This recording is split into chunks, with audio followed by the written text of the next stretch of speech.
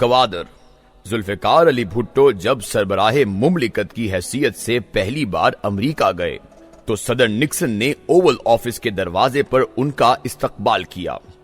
دونوں نے گرم جوشی سے مصافحہ کیا، مسکراہٹوں کا تبادلہ ہوا، ایک دوسرے کی سمارٹنس کی تعریف ہوئی اور پھر دونوں 1-to-1 ملاقات کے لیے میٹنگ روم میں چلے گئے۔ 10 منٹ بعد دروازہ کھلا اور نکسن نے گردن باہر نکال کر جذباتی لہجے میں کہا، mister Kissinger and mister Schilling sir, کیا آپ میری مدد کریں گے؟ دونوں وزراء اٹھے، اپنی اپنی ٹائیاں درست کیں اور میٹنگ روم میں چلے گئے۔ دروازہ بند ہوا تو 52 منٹ بعد کھلا۔ بھٹو صاحب باہر آئے تو بہت ڈپریس اور تھکے تھکے تھے۔ اس رات آخری پہر جب پاکستانی سفارت خانے کی سرگرمیاں مدھم پڑ چکی تھیں، زیادہ تر ملازمین آرام کے لیے جا چکے تھے، تو ڈائننگ ٹیبل پر صرف بھٹو صاحب، فورن سروس کے 4 سینئر اور 1 جونیئر آفیسر رہ گئے۔ بھٹو صاحب نے پاؤں ٹیبل کے نیچے پھیلائے اور ذرا سی ترش روئی سے بولے، یہ احمق امریکی بیل کی عقل لے کر پیدا ہوئے ہیں۔ آفیسرز نے چونک کر اوپر دیکھا۔ بھٹو صاحب کی آنکھوں میں خلاف معمول تھکن، بیزاری اور کوفت تھی۔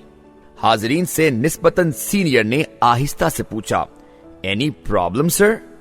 بھٹو صاحب نے ٹانگیں تہکیں، سیدھے ہو کر بیٹھے اور ٹیبل پر مکہ مار کر بولے، میں نے نکسن کو آفر دی، تم گوادر میں اپنا نیول بیس بنا لو، یہ کبھی مشرق کی کنجی بنے گا، لیکن بزدل روسیوں سے ڈر گیا۔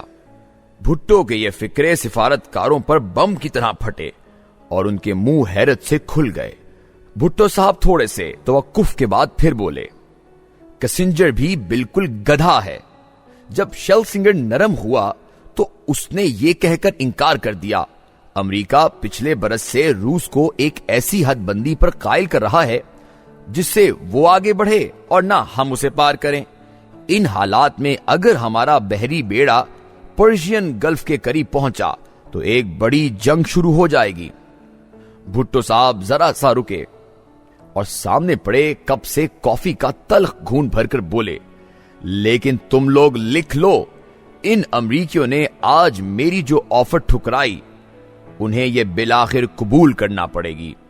وہ ذرا سا رکے، دایاں ہاتھ کھول کر ہوا میں لہرایا اور بولے، 5 برس بعد، پھر کھول کر ہوا میں لہرایا اور بولے، حد 20 برس بعد امریکی گوادر ضرور آئیں گے۔ اس گہری ہوتی رات سے ٹھیک 4 برس بعد جب ملک میں PNA کی تحریک زوروں پر تھی، سڑکوں، گلیوں اور چوراہوں سے بھٹو کتا ہائے ہائے کی صدائیں اٹھ رہی تھیں، تو امریکہ میں پاکستانی سفارت خانے کی ٹیبل کا وہ جونیئر آفیسر جو بھٹو نکسن ڈیل کا گواہ تھا، فورن آفس کے سب سے سینئر آفیسر کے گھر داخل ہوا، شش کر کے ہونٹوں پر انگلی رکھی اور اسے باہر لان میں لا کر بولا، مجھے یقین ہے اب کوئی شخص ہماری گفتگو نہیں سن سکتا۔ سینئر آفیسر نے دونوں ہاتھوں سے اپنی بھاری اینک درست کی اور آہستہ سے بولا، شور شور۔ جونیئر آفیسر نے سراسمیگی سے آگے پیچھے دیکھا اور پھر سرگوشی میں بولا، آغا جی، بھٹو روس سے گوادر کا سودا کر چکا ہے، اگر آپ ملک بچا سکتے ہیں تو بچا لیں۔ سینئر آفیسر پر یہ الفاظ قہر کی طرح ٹوٹے اور چکرا کر بولا، لیکن اس انفارمیشن کا سورس کیا ہے؟ جونیئر آفیسر ذرا سا مسکرایا اور پھر عادتاً پتلون کی جیب میں ہاتھ دے کر بولا، سر، اس کا سورس میں خود ہوں۔ بھٹو نے میرے سامنے روسی سفیر کو بلا کر کہا، آپ اپنے صدر کو مطلع کر دیں، اگر روس مجھے امریکیوں سے بچانے کے لیے ٹرینڈ گارڈز فراہم کر دے تو میں انہیں گرم پانیوں کا خزانہ دے دوں گا۔ سینئر آفیسر نے ہاتھ باندھ کر بے چینی سے لان کا چکر لگایا اور پھر گلاب کی کیاریوں کے قریب رک کر بولا، لیکن روسی گارڈز ہی کیوں؟ جونیئر آفیسر دوبارہ مسکرایا اور بولا، یہ سوال روسی سفیر نے بھی بھٹو سے کیا تھا۔ سینئر آفیسر نے چونک کر اوپر دیکھا۔ جونیئر آفیسر نے ایک لمبا سانس لیا اور گویا ہوا۔ بھٹو صاحب نے جواب دیا، جس طرح سوئٹزرلینڈ کے فوجی روم آ کر پوپ کی حفاظت کرتے ہیں، اسی طرح میں بھی چاہتا ہوں روس میری حفاظت کی ذمہ داری قبول کر لے، کیونکہ مجھے محسوس ہوتا ہے میں چاروں اطراف سے امریکی ایجنٹوں میں گر چکا ہوں، یہاں تک کہ اگر کارٹر اشارہ کرے تو شاید میرا باورچی ہی مجھ پر سبزی کاٹنے والی چھری سے حملہ کر دے۔ اور پھر اس رات جب سارے پہرے دار میٹھی نیند سو رہے تھے، وہ سینئر آفیسر غلام اسحاق خان کے گھر گیا، انہیں کھینچ کر لان میں لایا اور ساری واردات ان کے گوش گزار کرتی۔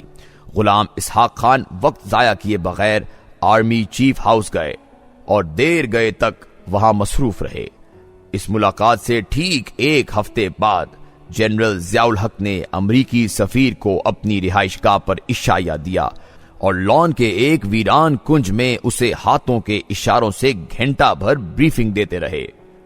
4 جولائی 1977 کی رات جب وزیر اعظم ہاؤس کے ڈائننگ ٹیبل پر جنرل ضیاء الحق کور کمانڈرز کی موجودگی میں ذوالفقار علی بھٹو سے گفتگو کر رہے تھے اور بار بار ان کے منہ سے وی سر نکل رہا تھا اور بھٹو معاملات جلد حل ہو جائیں گے کی یقین دہانی کرا رہے تھے، تو اچانک جنرل ضیاء الحق نے پوری عاجزی سے سینے پر ہاتھ رکھا، تھوڑے سے آگے جھکے اور بولے، سر، وفادار گارڈز کی موجودگی میں نئے گارڈز کی ضرورت نہیں ہوتی، ہم آپ کے خادم ہیں، آپ ہم پر کھلا اعتماد کر سکتے ہیں۔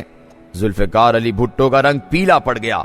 اگلی صبح جب پاکستان کے عوام کی آنکھ کھلی تو وفادار گارڈز حفاظت کی ذمہ داری سنبھال چکے تھے۔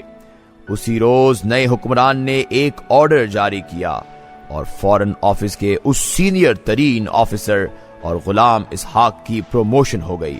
کچھ عرصے بعد ان میں سے ایک وزیر بن گیا اور دوسرا ترقی کی منزلیں طے کرتا ہوا صدر۔